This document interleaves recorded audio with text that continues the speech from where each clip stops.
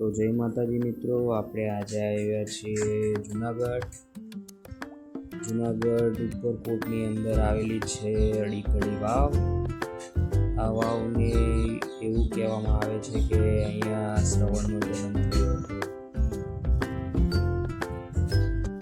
આજે આપણે આ વાવની ભવ્યતા જોઈશું અને તેની કોતરકામ તો તમે અંદર જઈને જોઈ શકો છો।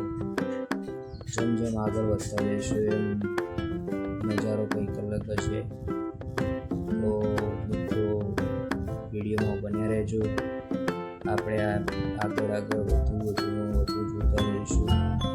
તમે મિત્રો જોઈ શકો છો આ કેવો એક ડુંગર કહેવાય જેને પથ્થર કોતરીને બનાવવામાં આવેલી આ વાવ છે। તો મિત્રો તમે હું થોડું ચેનલમાં નવો છું એટલે કેમ કે થોડું શીખતા વાર લાગે મિત્રો, તો ચેનલ લાઈક અને કોમેન્ટ કરતા રહેજો।